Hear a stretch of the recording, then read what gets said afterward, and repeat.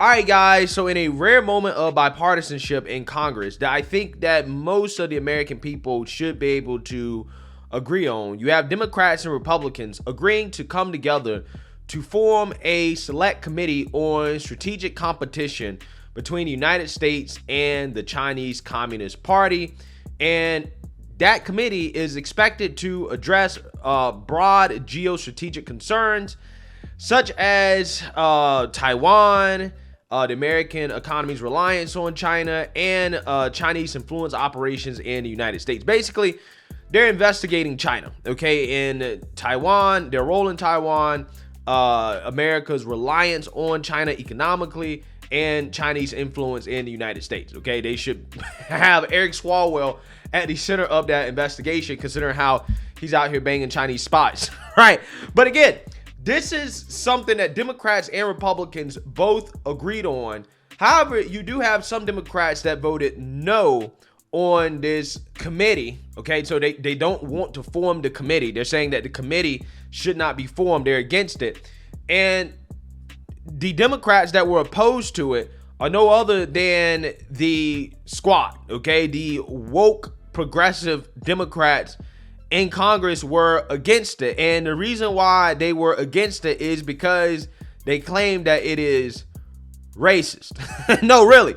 They're saying that we should not investigate China because it is racist and allegedly puts people's lives at risk. I wished I was making this up. Unfortunately, I'm not. Take a look. One area where we have seen some bipartisanship this week is on the new committee that has been found focused on China and the United States' competition with China. You actually voted against that committee, even though a lot of Democrats voted for it. Can you explain why you voted no? I voted no because, again, it's another sham effort here. It's really clear that this is just a committee that would further embolden anti-Asian rhetoric and hate and put lives at risk. We have enough infrastructure and governance to tackle those issues that we don't need this select committee. And that is why I voted no, because I am afraid that it will embolden anti-Asian rhetoric and hate. So do you think the 146 Democrats who voted yes on it are wrong in their votes? We just see it differently. All right, Congresswoman Ayanna Pressley, thank you so much for your time this morning on all of these very important subjects. And good luck in your next 2 years. I'm sure we'll have you back many times. Okay, thank you. Guys, this bald-headed rascal should be kicked out of Congress for that, okay? She should be kicked out of Congress for that answer. I get it.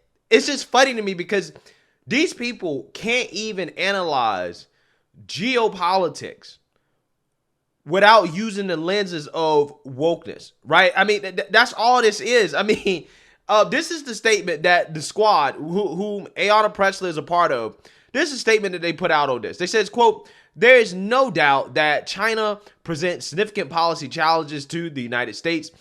Quote, America can and must work toward our economic and strategic competitiveness goals without, quote, a new Cold War, which they argue would entail repression, discrimination, hate, fear, degeneration of our political institutions, and violation of civil rights." So they're arguing that investigating China, okay, or starting a new Cold War with China would put Chinese American lives in danger, right? People are going to hate Chinese people because we investigate China. Again, it's funny how they never make this argument when it comes to the funding of the war in Ukraine and all the anti-Russian rhetoric coming out of Congress, right? They don't seem to be worried about the effect that may have on Russian Americans, right?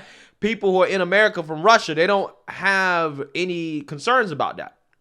But first and foremost, these people, because they're ignorant on foreign policy, they don't seem to understand that we're already in a Cold War with China, right? There is no new Cold War. We are in a Cold War with China right now. Also, do you guys think for 1 second that the CCP and their leadership is sitting in their meetings and wondering, will investigating the United States or interfering in our elections or, you know, our operations and stuff like that? Do you think that the CCP is sitting there saying, maybe talk about being in competition with the United States? maybe that might put American lives at risk. Maybe we shouldn't do it. Hell no, right? Of course not. That's not what's happening. Okay? Again, this is how ridiculous this is. Okay? This is so ridiculous. Again, this is the same regime, the CCP, that is actively prosecuting a genocide against its own Muslim minority citizens in the country, right? So they're actively committing human rights violations, okay? They have mass surveillance of their own population. They're actively oppressing their citizens.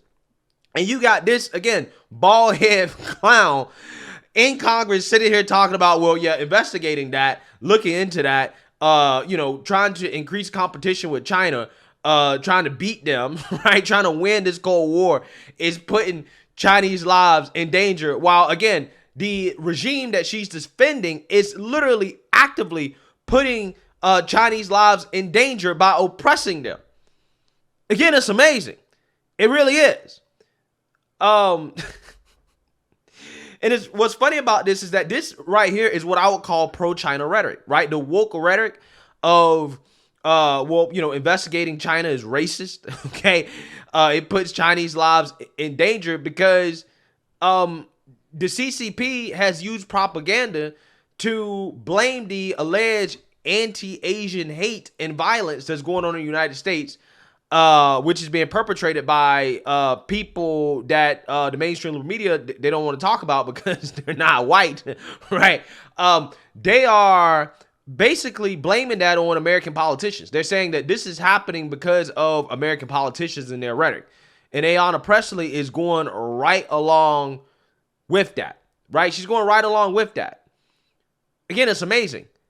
I think that this bald head clown is an operative of China, right? I mean, she's damn near a communist in regards to her political ideology. So, I mean, she aligns with China and what they believe in, probably a lot more than most politicians in Congress anyways. So I'm not surprised here.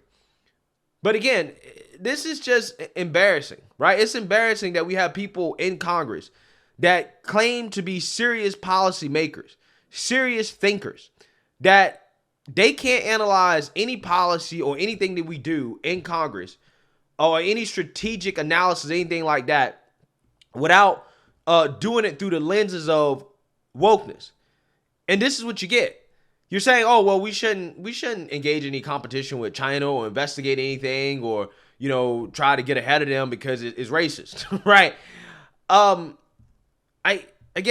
don't know how in the world do people like this get voted into Congress and then they stay in Congress after people hear and see the things that they say and they do. And it's just like, this is an embarrassment.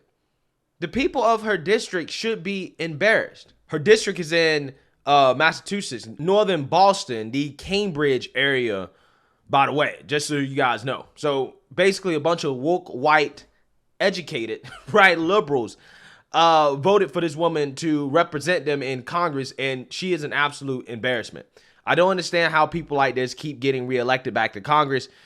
Clearly, they're ignorant on an assortment of issues in this country, and this is why wokeness is probably the most dangerous ideology affecting this country today because of stuff like this, right?